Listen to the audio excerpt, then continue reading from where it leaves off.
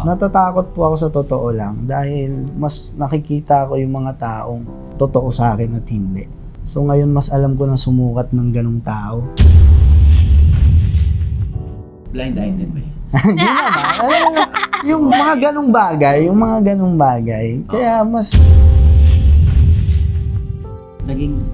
Nanligaw ba siya? Naging kayo? Ano bang totoo? Nanligaw po siya. Tapos, naging kayo? I think okay lang naman kung aminin natin. So, yun din ang dahilan mo kung bakit mo itinakot na ayaw niyo muna ipagkalat. Yeah. Totoo naman eh. Kaya nga, hindi nga ako andun sa ganito. Oh. Kasama po natin ngayon ang isa sa mga hinahangaang love teams of the new generation. Ang Francet. Sino pa nga ba yun? Francine, Pias, and Seth Fetelin. Hi! Hello, Mama Hi, Oji. tita. Oh, ayan, Diyos ko. Alam niyo, isa kayo sa mga sikat na love teams. Hindi niyo ba na-imagine yun dati nung nagsisimula kayo, nung medyo trying hard pa kayo noon, na maaabot niyo pala ito? I mean, syempre po pinangarap po namin, inimagine na po namin yun, pero hindi lang po namin talaga in-expect. And like, for me po, hindi ko po in-expect na, kaya naman palang maabot, kaya naman pala with hard work and determination. And yun po, pinangarap ko. Pinangarap. Yes. Ikaw, ano? Pinangarap mo ba ito? Minsan, bago ako matulog, andito na ako. Parang napapangiti ka na lang. Patuloy pa rin naman ako nangangarap, pero hindi mo napapansin na natutupad mo yung mga pangarap mo. Oo. Dahil patuloy ka pa rin nangangarap. So, pag gabi wow, may I Want series ako. Dati PBB. Oo. Yung parang gano'n. Nagre-reminisce ka dahil minsan, patuloy ka pa rin. Sana magkaganyan, sana magka-movie ako. Gusto ko magka-movie, pangarap ko. Pero hindi mo napapansin yung ibang mga pangarap mo natutupad. Ano yung mga reminder niyo sa sarili niyo para hindi ikalakihan ang ulo niyo? Yung mga napagdaanan po namin bago kami makilala ng mga tao. Yung mga sacrifices ng hindi lang ako, but yung mga tao sa paligid ko. Especially my family. Ako, ang lagi ko lang iniisip naman dito, pag nagbago ako, parang nakakahiya ako. Parang bilang anak, bilang kapatid, bilang kamag-anak, nakakahiya pag nagbago. So, yun lang ang iniisip ko. Ayoko mapahiya pagdating ng araw. Yun. Lalo na kung iisipin yung struggling days nyo, no? Opo. Ano yung hindi mo ma-imagine na magagawa mo pala para sa karir mo? Katulad nung pagsisimula ninyo, yung kasama mo yung nanay at tatay mo para lang pumunta sa audition. Sa akin po kasi parang movie na drama yung buhay ko. Parang teleserye din. Opo, yung talagang aping-api ka, yung character mo, parang ganun po kasi. Dati po kapag pupunta kami sa mga audition sa ABS or pag mag-VTR po ako sa mga commercial, may one time po nun, papunta kami ng ABS kasi sasabay kami sa service. Kasi pag na-late ka, wala ka ng sasakyan and wala naman po kami nung car, sariling kotse, wala po talaga. So, kailangan on time kami. Buti na lang po may motor nun si Papa. So, yun po yung gamit namin papunta ng ABS. And then, bigla pong umulan ng malakas. Like, super, as in, ulan po talaga. Para siyang bagyo na. Tapos, dala namin yung taping chair ko. Tapos, yung malalaking bag kasi nandun yung lahat ng damit mo kasi hindi naman po magpo-provide nun ang wardrobe for me kasi wala pa naman po ako napapatunayan nun. So, ginawa po namin, dapat, diretso lang kami pero hindi kaya kasi sobrang mababasa kami. Tapos, sakto po, nag-stop kami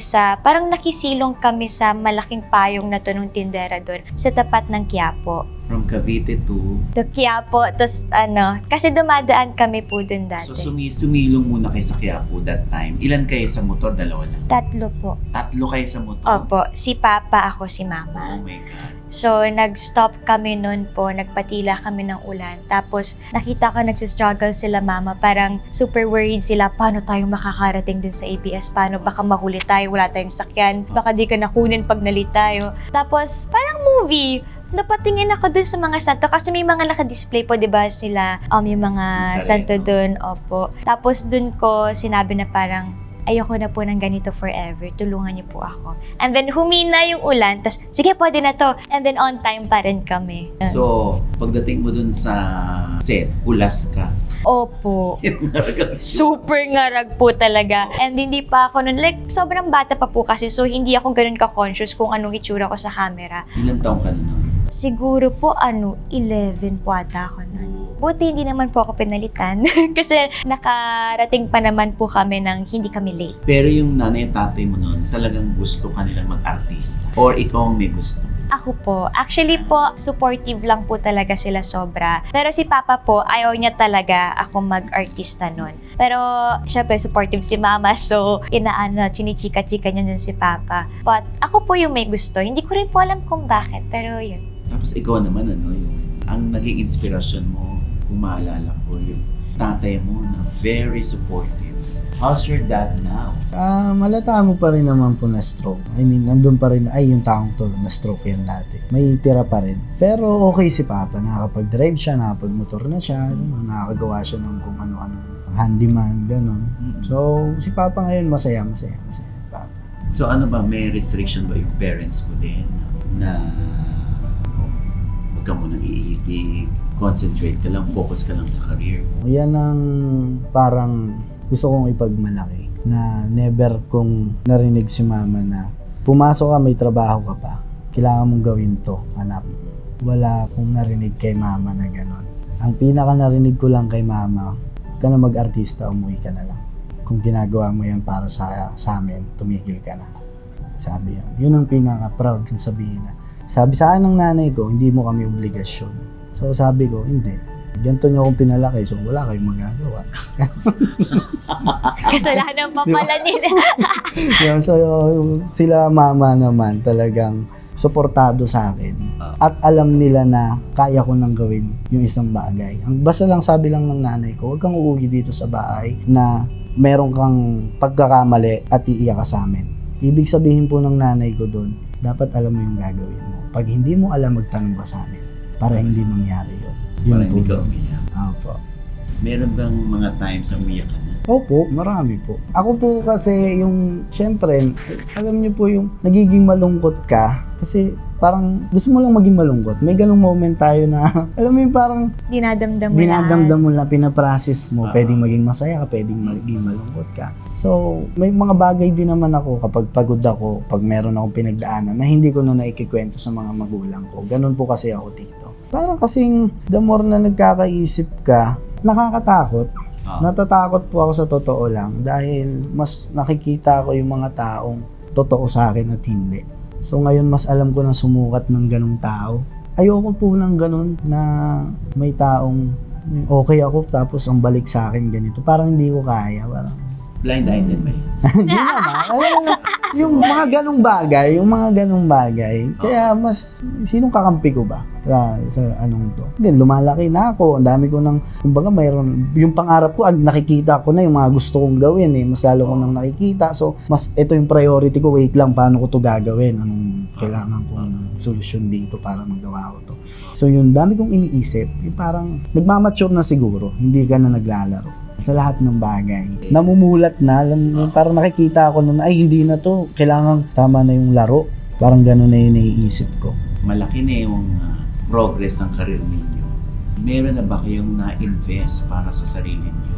Katulad si Francine, motor, tapos meron ka na sasakyan. Hindi mo ma-imagine na, oh my God, ma-achieve ko pa ito. Opo, kasi mahilig po kasi ako mag-imagine ng bata ako. Parang kada kayod namin sa trabaho, hindi ko na napapansin na yung mga pinagpe-pray ko nasa akin na pala. Minsan nagiging unaware ako. And hindi ako proud on, but then again, I think it's normal because madalas sobrang occupied ng isip ko and kailangan lang talaga ng moment para mag-reminisce, i-cherish yung present and alalahanin kung gaano na kalayo yung nararating, yung nandito na pero konti pa. Ganun po. And nakakatuwa po kasi ngayon po 2 na yung car namin, meron kaming pang family car, meron akong taping car, and soon sana meron na talagang solo lang po para pag kami ng mga kapatid ko, labas kami, ako magte-drive. And nakakatuwa lang lang din po na meron kaming maayos na bahay and hindi na kami namomroblema sa mga renta and sa kuryente, sa tubig, and sa food. So yun po yung mga pinagpapasalamat ko sa Diyos na hindi na kami sobrang nag-aalala sa ganun. Yung talagang stress lalo si Mama. So saan na napunta yung historical motorcycle? Actually, hindi ko nga po alam ano na nangyari Andun dun ba eh. yun? Ano dun ba? Nakikita ko yun, di ba, tita, sa labas nyo? Andun ba? Okay. Hindi po kasi talaga ako Dumalaw ka. pumupunta po kasi sa bahay. Pero nasa bahay pa po pala. Hindi ko po kasi alam. Ang lagi ko lang po ginagawa kasi bahay, school, trabaho. Hindi po ako minsan talaga yung lumalabas ako ng bahay. Nakakaloka na gagawa mo pa rin ituloy ang iyong pag-aaral kahit busy ka rito sa showbiz. Paano mo nagagawa yun? Yung school ko naman po kasi very na-adjust talaga. Like, meron po silang special arrangement for their students na tatrabaho. Thankful din po ako sa CISPO kasi sobrang laki din ng tulong nila sa akin and grabe yung patience nila, yung pag-intindi rin sa busy schedule ko. And yun po, kaya po kahit nasa bahay ako nakakapag-school pa din. Si Seth, nag-aaral. Opo, grade 12. Wow! Diba? Parehas. Paano nyo nahati ang katawan ninyo sa school at sa work?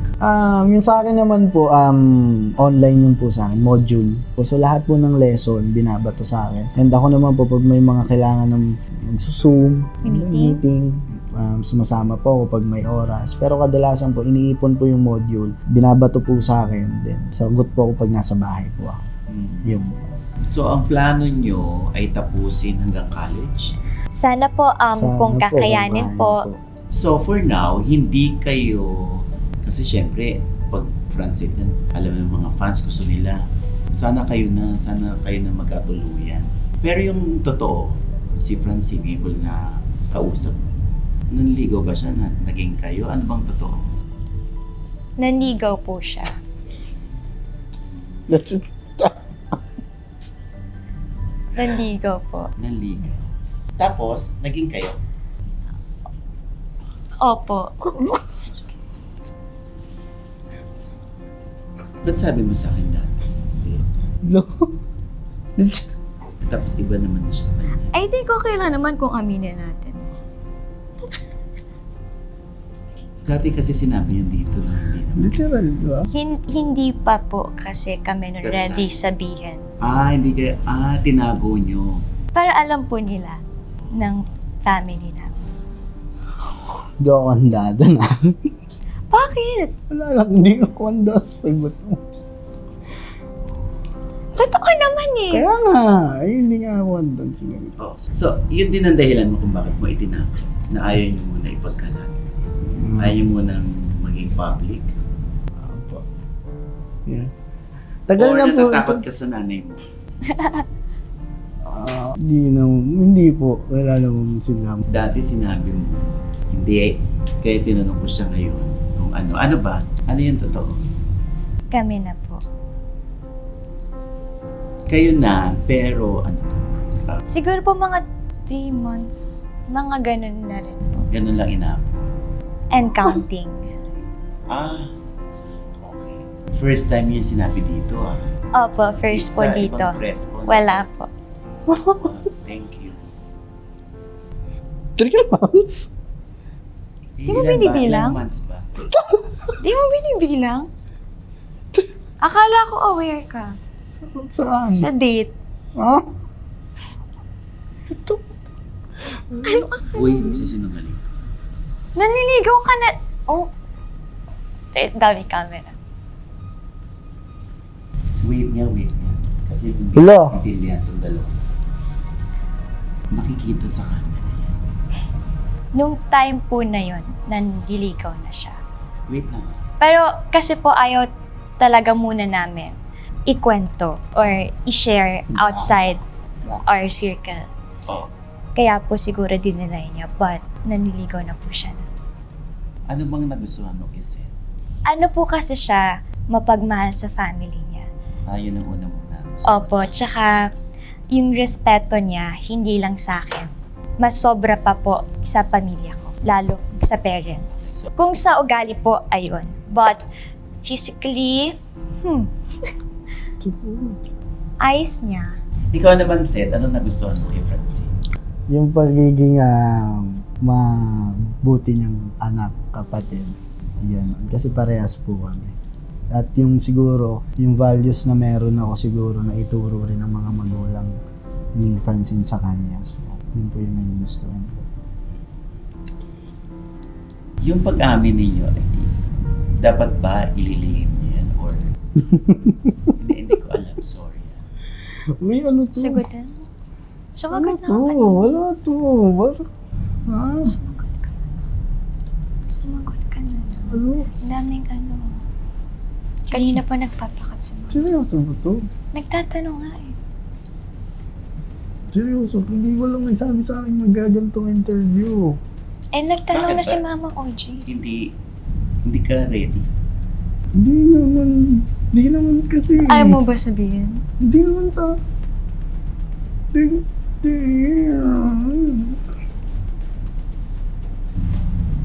Ba't mo dinadal mo yun? Baka hindi pa siya handa. Ikat muna natin yan. Hindi pa siya handa. Pag-usapan na natin to eh. Sorry, Mama OG. Tita, Kasi mapapahiya siya. Ikaw nagki-clean tapos siya parang ayaw. Cut na lang po siguro yung part na yun.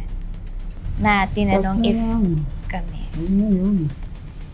Huwag na yun. Ba't ayaw mo pag-usapan?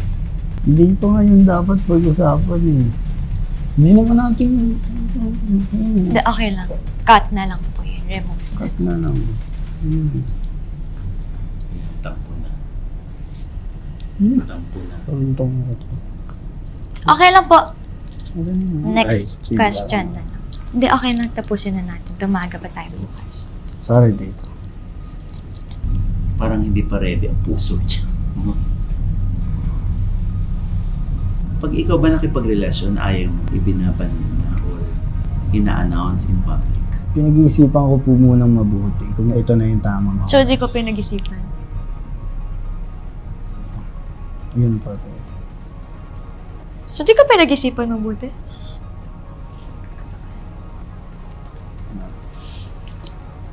Okay. Sandali. Bon, ano yung ano na? Hindi kasi siya... Hindi, okay lang. Ha? Okay lang. Masyado ang ganap to na. Ano? Wag na. Okay lang. Okay. Galit ka. Hindi po. Hindi lang ako handa. Ba't naman? Ba't hindi ka handa? Hindi ka handang aminin at dapat secret lang. Hindi ako handang pag-usapan. Hindi ka handang pag-usapan. Yung ganito. Pero totoo yung sinasabi niya. Hindi ko ba? La. Move po na. Next na po na lang, Tito. Next na lang. Sorry po. Sorry. Nawala tuloy ako. Di pa siya ready umamin dito. Okay lang po. Nawala na siya. Ako din nawala. Game. Saan na tayo? Ano na yung next? Sige. Okay. Ito naman kalalaki tao, hindi man lang maamin. Diyos, yung babae pa nagkiklaim. Mukha tuloy ikaw sinungaling. Hindi. Na-offend ka? More than that, na-feel ko disrespectful. Pero kami na po yun. Sa amin na po yun. Come on, guys. Seryoso. Baka lang kasi. Ito na lang ba yung available scad namin? Lo, tatawagan ko Eto na na. lang si Ate Edith. Tatanungin ko kung ba't ganito. Rescad na lang. Bayad yung staff namin. No. Hindi mo na para sa fracture. Magsinungaling ka na lang. Para pagka-rolling sabihin mo na lang kunwari. Yan. Move on na tayo next. Sa fractured na kasi usapan pag natin. ni-remove yung part na yun, magiging maikli yung vlog. Fractured too. Kaya nga, kanino bang series yun? Sa atin nila. Kaya nga, magsinungaling ka na lang. Pag-usapan niya natin. Kaya nga sabihin na natin na hindi pa tayo. Pag tinanong ni Mama Oji na kung tayo na, wag na lang sabihin natin. O, sige, ulitin ko na lang. Ulitin na lang yung question, tapos wag na lang yung sagot. Huwag yun na Yun na ilabas lang. yun, ha? Kasi pag ni-remove yun, wala na. Ilang Sige. minutes lang. Sige. Muna natin kasi pag-usapan na lang. Hindi, Cut wala lang na ito. tayo. From now on. Do. Matakot. Sige po, Mama Oji. Sorry po. Sorry po, everyone. Wala, di ako naniniwala. Tita, wala na daw kami, tita. Wala na daw kami, break na daw kami. Okay, so i-ano na lang natin yun. Kumusta yung ano ninyo? Hindi ba tayo na, hindi ba napunta sa pag-iibigan ng inyong love team? Hindi po. Ayoko rin po. Ano po yun usapan po namin ni Seth bago pa po mag-start yung dirty linen na sinabi ko, as much as possible, sana wag mahaluan ng emosyon. Kasi, like, para po sa akin, yun lang ang tingin ko na makakabuti sa love team, on and off screen po, na it's better if walang feelings. Kasi baka po pag nag-away kasi minsan hindi naman masabi yung nararamdaman, baka madamay pa yung ibang tao. Pangit naman po yung ganun. Kaya po sinabi ko rin talaga sa kanya, sana walang feelings. At hanggat maaari, pigilan. Ikaw, Seth, ba't hindi mauwi sa pag-iibigan? Bawal po kasi siyang mag-jowa. Ayaw ko rin po. Sabi po ni tita. Hindi, ayaw ko rin. Ayaw ko rin. Po. Bawal. Pinag-usapan. Trabaho po muna kami. Parang baka nagtatanay. Makikita sa kanya. Sorry. Ulitin natin. Sige po. Dahil ikaw ayaw mo ba? Ayaw ko po. Ayaw. Opo. Para po sa akin, mahirap po yung ganun. Siguro po kung meron akong magiging special someone, sana non-showbiz. Para it's easier. Napatingin si ano nung sinabi mo non-showbiz. Alam niya po yun actually, na pag-uusapan naman po namin. Kanina pa siya tumataas ang kilay. Ulo, ang galing. Ang galing. Naprank ka lang. So alam niyo na pag naging totoo, hindi niya ako sasaluhin. Ay. Naprank ka lang. Ay, magaling aminin mo. naiinis na siya sa akin. Nahiya na ako, tita! Alam ni Mama yun. Kaya nagugulat ako, bakit nagsasalita ng ganito si Francine? Dapat ba kitang saluhin? Oo. Dapat ko bang sakyan yung sinasabi mo? O hindi ko alam kung saan ako pupunta. Ako po. Wala na. Hindi na kami mag-tropa nito. Titingnan natin kung kayang saluhin o sagipin ni Seth Si Francine. Sasagutin na Kaso- kita nung una eh. Inumo na ako eh. Totoo naman eh. Kaya nga, hindi nga ako andun sila. Oh, so, yun din ang dahilan mo kung bakit mo itinakot na ayaw niyo muna ipagkalat. That's na ba Hindi ka consistent. kasi naman Putol. respeto naman kasi yun. Sabi ko nga sa'yo, may respeto ako. Ano si tita, malay ko ba kung totoo Eh, talaga? may camera. Malay ko kung totoo. Totoo o hindi may camera. Ha? Hotdog. Ito naman. Si Mama Oji kasi tumawag. Sabi niya, kasi Yung Ito na po yung sagot po sa gusto niyong malaman kanina. Kung sasaluhin ka o hindi. Eto Para na. lang saluhin ka sa kay Kahihiyan. sabay na lang tayo may papaya ko na lang din sarili ko. Hindi ako lang Sabay eh. tayo. Hindi, wala pa akong bayag. Uy! Lalaki, hindi ko po kayang saluhin si Francine. So, yun po, i-bash nyo na po ako. Oh. Okay? Bakit may disclaimer? Oh my God. Para tayo tayo. Oh. Hindi ako lang eh. Hindi, ayun mo lang, hindi kita Ano sasagutin, naman eh? sasamahan kita. Wala. Alam mo yan, may pag-uusap tayo. Okay, sige. Si Mama. Pero ang pinatunayan mo, totoong tao ka. Dahil kahit si Francine magugustuhan niya. Kasi totoo. Hindi kasi, hindi po talaga kami and alam po kasi din yun ni Mama. So, I think din po mas yun yung nasa isip ni Iniisip Seth ko kung na sasaluhin kita, baka totoo na mababastos niya si sinasabi. Mama kung ganon. Magagalit sa akin si tita. Oh. Yun kasi pinapahalagahan niya. Yan ako na, babawi ako. No? Ay, wag! Wag! Okay lang. Babawi ako. Sige Tita, lang. kasabot ka tita. Ha? Bahala ka. Nagkikindi ka si Mama, Lahat ini-store kayo mo. dito, ha? So dito natin napatunayan na walang relasyon, hindi rin nanliligaw si Seth kay Francine. Yes. So kayo ay nananatiling Magkaibigan. magkaibigan. So, hindi ka nga manliligaw sa tunay na buhay. Hindi pa. Hindi totoo na tayo, hindi pa siguro. Ba't ka tumingin sa nanay? Hindi, wala naman makakapagsasabi ng ano. Pero yun na, nung sa ngayon, wala pa. O anyway, kayo ay merong fractured. O, ano yung fractured? Bakit fractured? Ano po kasi, yung mga influencers na to, ako po, hindi po ako influencer sa story. Videographer po ako ng isa sa influencer doon, ni Daniela Straner. Pumasok po kaming lahat doon ng merong dinadala. Kami po ay fractured inside. So, emotionally fractured. In pain, parang gano'n. Yes po. So, makakalabas ba kami ng healed, ng mas powerful, or broken pa rin? Fractured pa rin ba? Okay. So, saan mapapanood ng fractured? Wait lang, di ako makamukuntin sa prank. Prankster ka pa. Ikaw ang prankster, di ba? Mapapanood po. Namumula siya, nahihiya siya.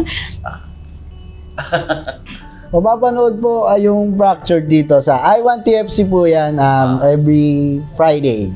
Simula September 15. Streaming na po siya now. So, ilang episodes to? 8 episodes. Sino mga kasama ninyo?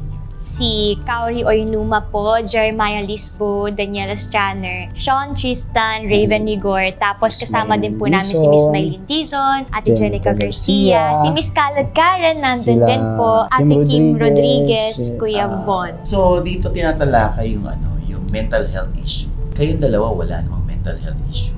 Siguro yung pandemic, yung parang anxiety, di ba kasama na rin yun, di ba? Nagka-anxiety rin, yung pandemic. For me po, before, but I am very glad and grateful po na na-overcome ko na yun. Yes. But syempre po may mga times talaga na parang magkakaroon ka ng episode, pero I'm happy na nakakayanan ko siya. Kaya ko siyang dalhin ng hindi kailangan gumawa ng anything na masama. Ano ang may papayo niyo sa mga bata na kaedad ninyo na merong mental health issue? Unang-una, ramdam namin sila. Hindi kayo nag-iisa. Okay. Lahat po tayo nagkakaganyan. Lahat tayo may downs sa buhay natin. Pero lagi nyo lang pong isipin na ang dagat po, hindi po yan kalmado palagi. So, ganun lang ang buhay. Isipin na lang po natin, kahit anong taas mo na sa buhay, titingala ka pa rin. Kahit nasa taas ka na ng bundok, titingala ka pa rin. So, bigyan nyo ang sarili nyo 5 minuto, 10 minuto para sumigaw, para magwala sa loob ng kwarto nyo, para umiyak. Bigyan nyo na 10 minuto kasi deserve nyo yun. Kailangan nyo mailabas. Pagkatapos nun, nailabas nyo na, pagod na kayo, magpahinga kayo. Andyan ang TV, andyan ang aso nyo, andyan ang mga magulang mo, mga kapatid mo, mga kaibigan mo. Andyan ang social media na pwedeng mag-entertain sa'yo, manood ka sa cellphone mo ng kung ano, magpapasaya sa'yo. Ang daming pwedeng gawin. Huwag mong problemahin yung problema kasi problema na yun. Huwag mong yakapin yung kalungkutan dahil sino bang gusto maging malungkot? Pero kailangan mo maging malungkot. Yun ang buhay. Ang buhay walang ano dyan. Wala talaga yan. Pasensya na. Yun lang sasabihin sa atin ni Lord. Pasensya na guys. Ito talaga ang buhay. Pasensya ng mga anak ko. Ganyan talaga ang buhay. Wala akong magagawa dyan. Kailangan yung pagdaanan niya. Yun lang. Okay lang. It's okay na maging malungkot, umiyak. Basta, wag lang tayong papakulong doon. Francine, ano may papayo mo sa mga merong mental health issues, lalo na sa Gen Z? As someone na napagdaanan po yun, Mama Onshi, I would say, it's really hard na nasa dilim ka And ang hirap po kasing makita yung liwanag kapag gano'n eh. Kahit tong mga tao na to, sa paligid mo, gusto kang tulungan, supportive sa'yo, inaalagaan ka. Ang hirap kasing tumanggap ng pagmamahal, ng ilaw, kumbaga. Kasi for me, it's not just a sadness. Hindi naman sa against ako sa sinabi mo ha, but hindi siya yung tipo na pag nilabas mo for a few minutes, you're good na. Gaga. Pag nanood ka sa TV mo, nakuha mo yung entertainment sa phone mo, Yeah. sa social media, with everything, with video games, hindi siya ganun. It's not gonna heal you overnight. It will take a lot of time para gumaling yung sugat na yun. Kasi gusto ko lang din pong sabihin, kasi parang when I tried na mag-reach out sa mga tao nun, sagot nila, drama lang yan, nag-iinarte ka lang, yan kasi mga uso sa inyo eh. Pero hindi. Nakaka-hurt lang din, na nakaka-offend na they always say it's a trend, drama naming mga bata or whatsoever. Pero sobrang seryosong usapin po kasi talaga. And sana, like, as a person na napagdaanan yun, I know it's really hard tumanggap ng pag-aalaga from our family, from our friends, especially sa taas. Mahirap kasi makakita ng positivity talaga kapag ganun po. So, I would say, kahit gaano kahirap, sana may isang reason kayong mahanap para lumabas sa dilim na yun. Sana may isang reason kayong panghawakan na kakayanin nyo to. I am very happy to say na hindi siya panghabang buhay. As long as you know kung alam mo yung pinaglalaban mo, as long as pinaglalaban mo yung sarili mo, makakalabas ka dun. So sana mahanap nyo yung isang rason na yun, and sana wag kayong bumitaw sa paniniwala nyo sa Diyos, kasi yun yung magiging daan nyo eh. Yung magiging daan nyo palabas sa dilim na pinagdadaanan.